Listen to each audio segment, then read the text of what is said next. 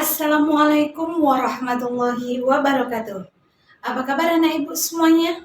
Semoga kita selalu dalam keadaan sehat walafiat. Masih dalam pembelajaran jarak jauh, tetap menjaga kesehatan dan mematuhi protokol kesehatan. Tidak lupa melaksanakan 3M, memakai masker, mencuci tangan, dan menjaga jarak.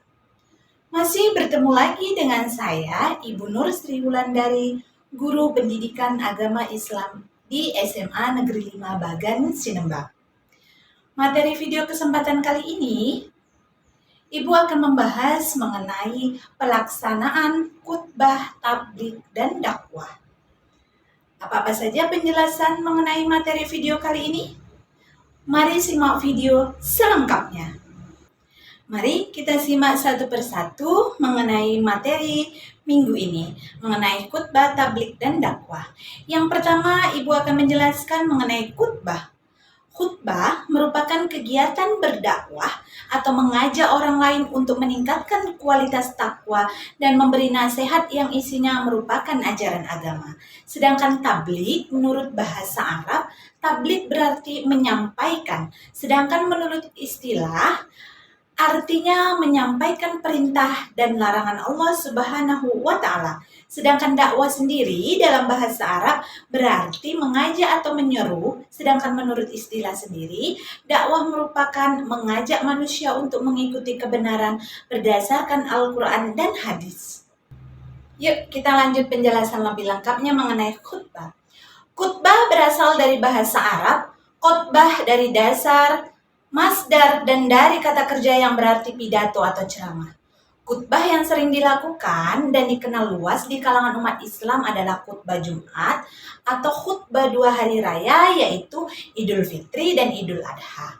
Orang yang memberi materi khutbah disebut khotib.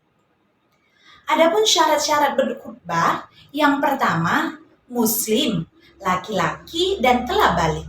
Yang kedua, taat beribadah. Yang ketiga, sehat akal pikiran. Yang keempat, tidak suka berbuat tercela dan berbuat dosa. Yang kelima, suci dari hadas dan najis baik badan maupun pakaian. Dan yang terakhir pastinya yaitu menutup aurat. Orang khotib yang sudah memenuhi syarat boleh menyampaikan khutbah Jumat. Adapun syarat-syarat dari berkhutbah Jumat, yaitu yang pertama, khotib harus laki-laki dewasa. Kemudian yang kedua, khotib harus mengetahui tentang ajaran Islam agar khutbah yang disampaikan tidak membingungkan atau menyesatkan jamaahnya. Kemudian yang ketiga, khotib harus mengetahui tentang syarat, rukun, dan sunnah khutbah Jumat. Dan yang keempat, khotib harus mampu dan fasih berbicara di depan umum. Dan yang terakhir, khotib harus bisa membaca ayat-ayat Al-Quran dengan baik dan benar. Dakwah dan tabligh pada dasarnya adalah sama secara harfiah, namun dalam ilmu sosial dimensi mereka yang berbeda. Tabligh biasanya diselenggarakan dalam suatu rangkaian acara tertentu, sedangkan berdakwah bisa dilakukan di mana saja, kapanpun, dan bisa dilakukan sewaktu-waktu tanpa harus menggunakan acara tertentu. Tabligh adalah menyampaikan atau mengajak sekaligus memberikan suatu contoh kepada orang lain untuk melakukan perbuatan yang benar dalam kehidupan.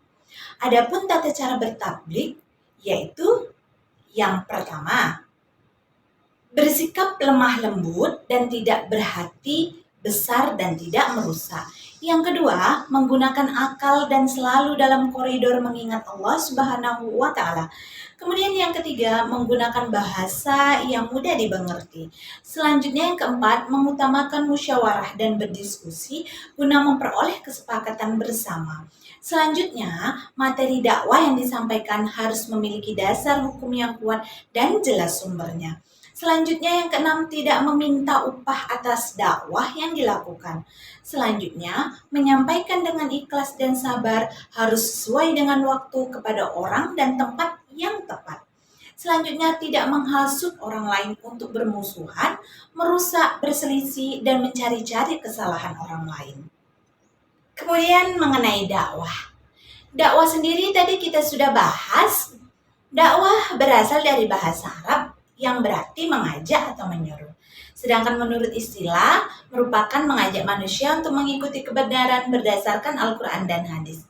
Sebagai sumber ajaran Islam agar manusia mendapatkan kebahagiaan di dunia dan di akhirat. Kemudian, salah satu hadis yang membahas mengenai dakwah yaitu hadis riwayat Muslim yang mengandung arti barang siapa yang mengajak orang ke jalan yang baik, maka akan mendapatkan pahala sebanyak pahala orang yang mengikutinya.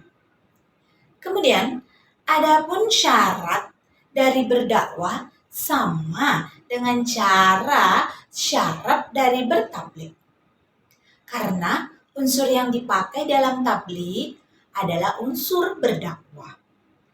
Kemudian, syarat-syarat berdakwah yang pertama, sumbernya harus jelas, yaitu bersumber dari Al-Quran dan hadis. Kemudian selanjutnya, komunikator, mubalik, khusus, dan umum. Selanjutnya, mubalik khusus adalah mubalik yang profesional. Dan yang terakhir, mubalik umum adalah mubalik yang hanya sekedar menyampaikan ajaran Islam. Demikian mengenai materi pelaksanaan khotbah tabligh dan dakwah. Semoga bermanfaat untuk anak-anak ibu semuanya. Terima kasih Ibu akhiri. Wassalamualaikum warahmatullahi wabarakatuh.